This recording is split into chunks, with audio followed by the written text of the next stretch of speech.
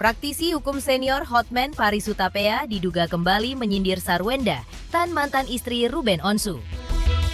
Salah satu isi dari video Hotman Paris tersebut adalah pesan diduga ditujukan kepada Sarwenda agar tidak memamerkan kemesraan dengan kekasih di depan anak-anaknya.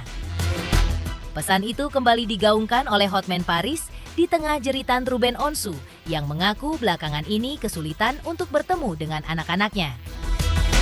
Di sisi lain, Sarwenda justru semakin getol memperlihatkan kebersamaannya dengan anak-anak saat live bareng sang kekasih, Giorgio Antonio alias Gio, di sosial media.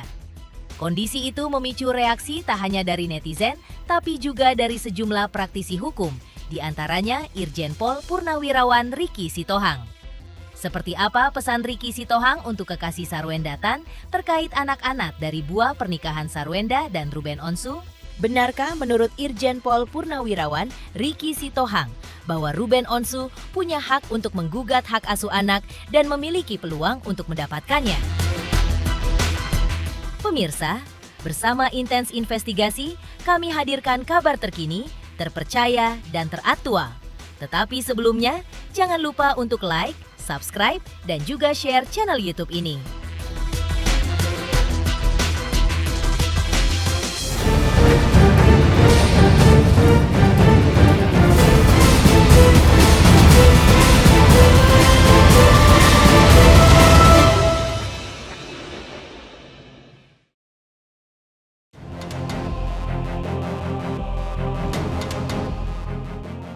Di tengah panasnya prahara antara Ruben Onsu dan Sarwenda Tan soal nafkah anak dan akses Ruben Onsu yang mengaku sulit untuk bertemu anak-anak, lagi-lagi praktisi hukum senior Hotman Paris Hutapea memposting sebuah video di akun sosial media pribadinya.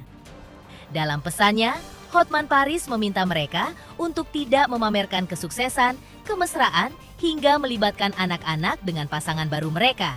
Karena hal itu bisa menyakiti hati mantan suami atau mantan istri mereka. Menurut Hotman Paris, biar bagaimanapun, mantan suami itu adalah bapak biologis dari anak-anaknya.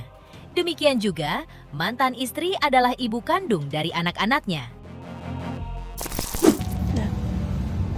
Halo, pesan untuk para pasangan yang sudah bercerai dan punya anak.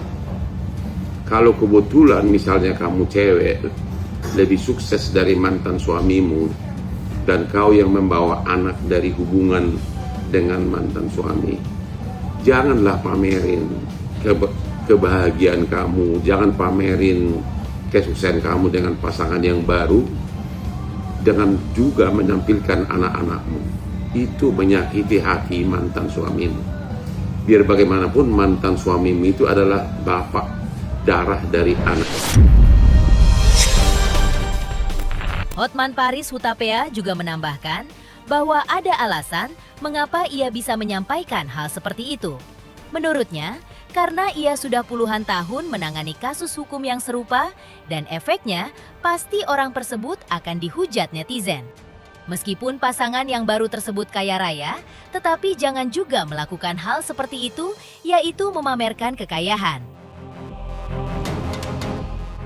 Sontak saja dari postingan Hotman Paris ini muncul berbagai macam reaksi dari netizen dengan kembali mengetek akun media sosial milik Sarwenda serta Giorgio Antonio. Pamer tapi zong. Intinya tidak ada bekas anak. Mau bagaimanapun ceritanya, tetap salah yang memberi jarak anak-anak dari bapaknya.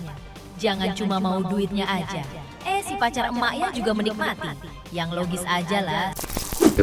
Kenapa saya ngomong begini? Karena Hotman selama puluhan tahun sebagai pengacara telah menangani berbagai kasus seperti ini.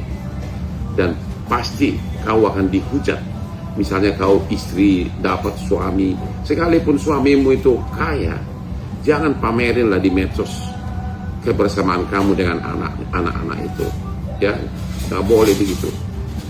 Mending kaya kalau ternyata bokeh walaupun bodinya bagus. Bodi bagus itu hanya ukuran bulan. Begitu si cowok itu nggak punya uang, pasti nggak ada rasa lagi kamu sama dia. Ya, itu saya pernah nangani seorang anggota DPR, mantan anggota DPR yang cantik. Suami keduanya ganteng banget. Tapi suami keduanya ganteng banget, tapi dalam hitungan bulan suka minta uang pulsa, minta uang Grab. Bayangin coba di mana harga diri laki-laki ya. Jadi janganlah pamer. Seganteng apapun badannya itu cuma darah dan daging. Akhirnya jadi bau kalau dia bokeh. Oke? Jangan sakiti hati mantan suamimu dengan memamerkan kebahagiaan dan kemewahan kamu bersama dengan cowok barumu atau cowok selingkuhamu, bersama-sama dengan anakmu di medsos.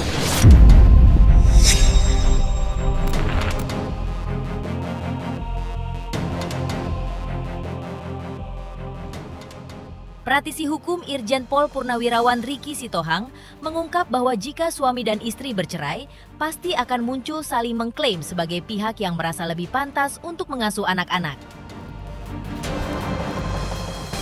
Bahwa saya lebih pantas mengurus anak-anak, tapi karena anak-anak Ruben dan Sarwendah masih di bawah umur, jadi hak asuh otomatis jatuh ke tangan ibu mereka. Tetapi ibu tersebut tetap menunjukkan sikap dan sifat sebagai ibu rumah tangga yang baik dalam mengasuh anak. Dan jika sang ibu dinilai tidak mampu mengasuh anak-anaknya, maka anak diasuh sang ayah. Hal demikian banyak terjadi dalam beberapa kasus, hak asuh anak diserahkan kepada ayah mereka.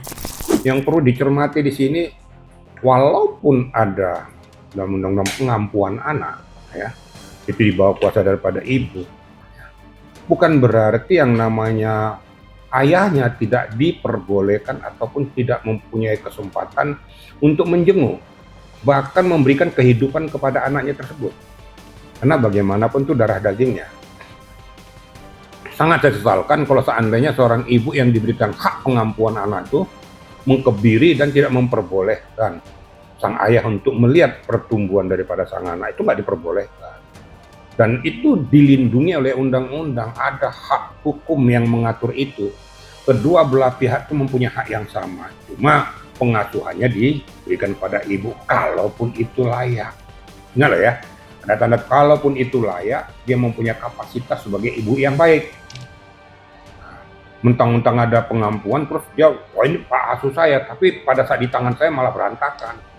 Tentunya kan perlu diverifikasi dan disenter oleh orang tuanya, yaitu ayahnya.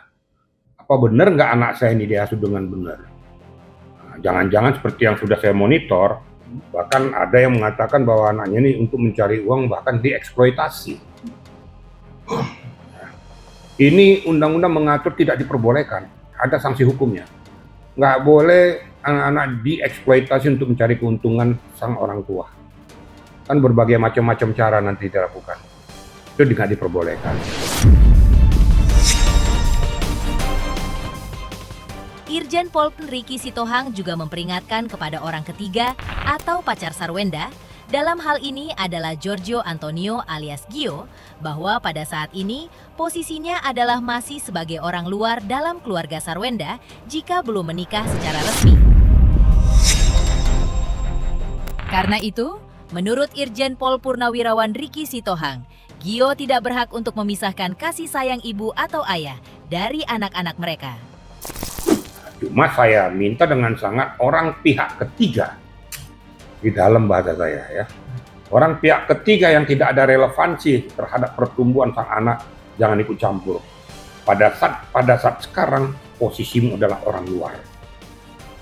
Jangan kau ganggu gugat posisi keberadaan si anak supaya terputus kepada kedua orang tuanya, baik laki maupun perempuan.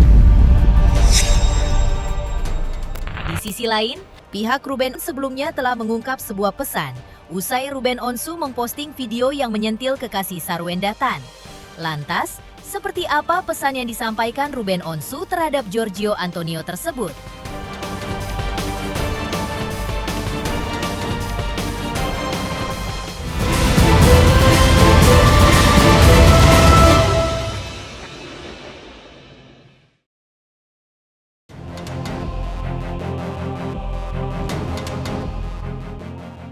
Postingan Ruben Onsu yang menyentil video endorse Giorgio Antonio sebelumnya ramai dituding netizen bertujuan untuk menyindir kekasih Sarwendah tersebut. Namun, maksud postingan Ruben Onsu tersebut sebelumnya telah dijelaskan oleh kuasa hukum Ruben, yaitu Minola Sebayang. Minola Sebayang telah mengungkap bahwa sebetulnya apa yang dilakukan Ruben itu adalah bukan menyindir Gio, melainkan hendak menyampaikan suatu pesan yang berarti. Kalaupun kita mau melakukan suatu pekerjaan, apalagi membuat konten demi kepentingan kita sendiri, janganlah menggunakan rumah kediaman orang yang masih dalam proses penyelesaian terkait harta Gonogini. Karena walaupun sudah ada pembagiannya terkait Gonogini, namun rumah tersebut masih belum sepenuhnya dikuasai oleh masing-masing pihak. Menurut Minola Sebayang, Ruben hendak mengatakan bahwa kalau kita ingin kelihatan gagah, janganlah kita menggunakan fasilitas yang mana fasilitas itu masih ada andil orang lain, yaitu dalam hal ini andil Ruben Onsu di dalamnya. Lantaran pernah juga ikut menyicil rumah tersebut. Dia hanya ingin memberikan pesan ya. Artinya kalaupun memang misalnya kita ingin melakukan pekerjaan konten demi kepentingan kita, apalagi situasi yang seolah-olah kita berada di rumah kediaman tinggal kita sendiri, ya harusnya janganlah digunakan rumah tempat kediaman orang yang masih berproses dalam hal penyelesaian harta Gonogini, kan saya rasa seperti itu ya. Karena walaupun sudah ada pembagiannya, tapi kan ini kan masih belum dikuasai oleh masing-masing pihak sepenuhnya. Jadi artinya Ruben mungkin ingin mengatakan bahwa kalaupun memang misalnya kita ingin kelihatan gagah ya, artinya itu ya kita tidaklah menggunakan fasilitas yang mana fasilitas itu juga merupakan ada andilnya orang lain di dalamnya.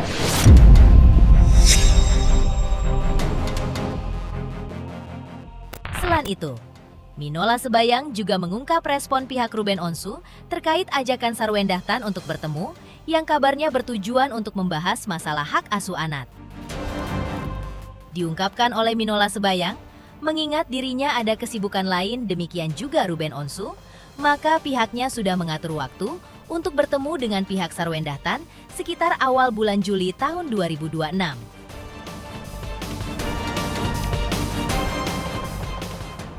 Minola Sebayang juga menjelaskan bahwa seharusnya waktu anak-anak untuk bertemu anaknya tidak perlu dimitingkan lagi karena sudah memiliki kekuatan hukum, tetap kesepakatan pasca cerai bahwa Ruben berhak bertemu anak-anak 2 hingga 3 hari dalam seminggu. Maka menurut pihak Ruben Onsu, tanpa dimitingkan lagi pun Sarwendah Tan seharusnya tinggal menyerahkan anak-anak tersebut ke Ruben sesuai ketentuan tersebut. Dalam undangan mereka itu mereka memang tidak mencantumkan tempat dan waktu kapan mereka mengundang kami untuk bertemu. Sekali lagi saya perlu tegaskan dan garis bawahi, surat yang dikirim oleh kuasa hukum S itu, ajakan untuk join meeting itu tidak mencantumkan waktu kapan ketemunya, tempat di mana ketemunya. Oke. Jadi bagaimana saya menyatakan bahwa kita mau ketemu atau tidak ketemu, kan begitu, kalau nggak ada tempat dan nggak ada waktunya, kan begitu. Nah, jadi makanya kita juga akhirnya menjawab, ya kami yang akhirnya berpikir kita harus bicara mengenai masalah satu waktu, dan kita sampaikan karena kesibukannya saya, kesibukannya Ruben yang berbeda, sehingga akhirnya mungkin yang waktunya saya ada, waktunya Ruben ada itu baru di sekitar awal Juli. Nah, kami sampaikan kepada kuasa hukumnya, kami saya dan Ruben itu baru ada waktunya di Juli. Kan nggak merubah apa-apa, Mas. Ini kan masih ajakan joint meeting. Kita kan nggak tahu meetingnya mau berhasil apa tidak berhasil. Ingin membahas apa kan kita nggak tahu. Karena kalau menurut kami, waktu anak-anak bertemu dengan ayahnya itu kan nggak perlu lagi dimitingkan, Mas. Oke.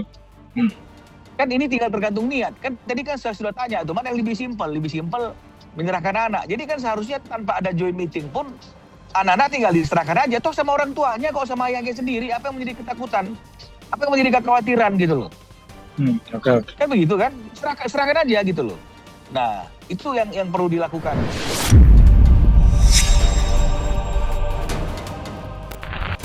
Dari dulu juga sudah lelah, Mas. Dari dulu juga sudah lelah. gitu loh. Jadi artinya dari dulu juga udah lelah Ruben ya, sebelum masalah ini membesar juga sudah lelah. Karena Ruben kan sudah berupaya berbagai macam cara untuk bisa bertemu dengan anaknya, tapi kan selalu diputer-puter gitu loh. Lempar sana, lempar sini kan begitu ya. Ini kan kelihatannya rame kan gara-gara pihak preskon, kan ini aja masalahnya. Ya preskon, dan kemudian Ruben ingin kami menggunakan hak jawab atas preskon tersebut. Dan dibalas lagi dengan preskon atas hak jawabnya kami. Tapi preskon lagi, akhirnya jadi semuanya terbuka di lebar nih gitu loh. Jadi kan ini yang membuat akhirnya jadi masyarakat jadi tahu apa yang menjadi persoalannya, dan karena itu sudah masuk ke ruang publik ya akhirnya masyarakat juga beropini, itu nggak bisa dihindari Mas gitu loh. Oke. Jadi lelahnya itu karena memang yang diinginkan Ruben cuma sederhana kok. Dia bisa berkumpul dengan anak-anaknya 2 sampai 3 hari dalam seminggu, kan begitu. Kan ini kan sesuatu hal yang tidak terlalu sulit kan untuk dipenuhi gitu. Kecuali ada sesuatu yang ditakutkan oleh si S gitu, takut misalnya ada omongan-omongan yang terlanjur udah lepas di lingkungan tertutup, di ruang tertutup seperti Onyo tuliskan itu, akhirnya sampai ke Ruben kan begitu.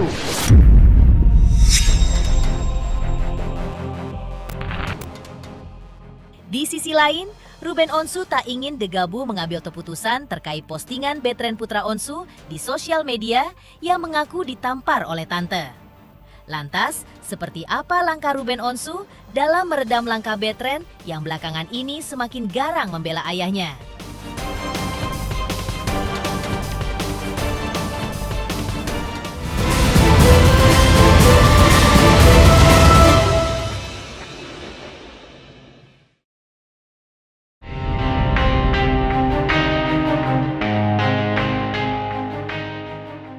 Semakin garangnya aksi Betran Putra Onsu dalam membela ayahnya Ruben Onsu dari serangan kubu bundanya Sarwenda, sebelumnya telah mendapat respon dari Ruben Onsu terkait postingan menohok Betran di sosial media dalam menangkis serangan terhadap ayahnya. Ruben Onsu telah menegaskan sebelumnya bahwa dirinya tidak mau secara gegabah dalam menanggapi suatu persoalan atau mengambil suatu keputusan. Ruben juga mengaku bahwa dirinya tidak mau memecahkan suatu masalah hanya berdasarkan potongan teks yang ada di sosial media yang dilihatnya. Karena itu, Ruben Onsu mengaku dirinya harus bertemu 4 mata dengan Betran terlebih dahulu untuk menanyakan apa yang menjadi penyebab ia memposting cukup berani di sosial media belakangan ini yang juga menjadi sorotan netizen dan publik. Ruben Onsu menyadari bahwa apa yang terjadi saat ini membuat dirinya membutuhkan kesabaran lebih lagi sebagai ayah dalam menghadapi gejolak yang dirasakan anak-anaknya di tengah praharanya dengan sang mantan istri. Kalau ditanya saya belum ketemu ngobrol berdua sama Onyo gitu. Jadi saya harus ngobrol berdua dulu, saya takut beda pengertiannya gitu ya. Jadi saya belum bisa ngomong apa-apa dulu, harus ketemu dulu dengan Onyo. Yang lagi saya lakukan ya, saya mau ngobrol sama Onyo kayak apa, seperti apa yang membuat dia menjadi ya bisa meluapkan itu gitu, bisa meluapkan itu. Jadi saya sebagai orang tuanya yang harus tahu dulu nih apa duduk permasalahannya, ya gimana gitu. Jadi nggak semata-mata saya hanya menyimpulkan dari yang saya baca doang gitu. Tapi kan kalau untuk ngobrol yang kayak gini kita harus memang benar-benar janjian, nggak boleh kemana-mana ya, nanti kita harus ngobrol gitu. Kayaknya sekarang udah bukan saatnya kesana sih ya kalau menurut saya sih gitu. Tapi kan kalau Onyo ini kan ungkapan ya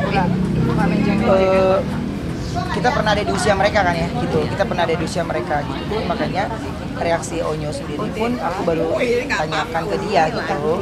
Terus ya kan nggak bisa kita Onyo coba jelasin gitu kan, dari pagi saya juga ada kegiatan, jadi saya baru ntar ketemu sama dia, baru duduk ngobrol sama anak usia gitu kan, kita harus tidak membuat jadi tegang kan, jadi saya harus membuat obrolan itu ya bukan kita sedang menginterogasi, tapi saya cuma mau tanya bagaimana ceritanya.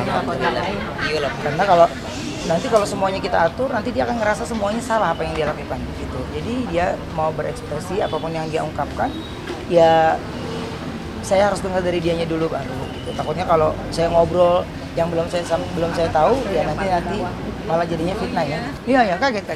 Pasti kan setiap perubahan itu pasti kita berasa ya. Orang tua, teman-teman juga pastinya kalau ada yang udah punya anak atau ponakan atau siapapun yang kita tahu dari bayinya, kita tahu bahkan itu garisnya itu ya keturunan kita kan. Jadi kita tahu gitu. Jadi makanya itu yang saya bilang harus ketemu yang dimana ya tidak ada perantara dulu gitu. Tapi ya semua masih sepertinya kalau yang saya lihat saya masih dibutuhkan kesabarannya lagi gitu. Dia udah besar, nggak bisa lu terus kekep terus. Dia ada waktunya sendiri, ada waktunya dia ini. Tapi ya buat saya cuman mungkin saya harus ngobrol lagi berdua sama dia untuk dia bisa apa yang membuat dia menjadi bisa menceritakan itu.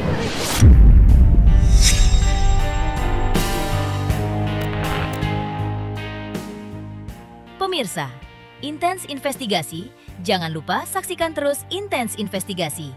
Dan pastikan jangan lupa untuk like, subscribe, share, dan juga komen. Tim redaksi Intens Investigasi juga mengucapkan banyak terima kasih kepada semua subscribers. Hingga channel Intens Investigasi kini menuju 4 juta subscribers.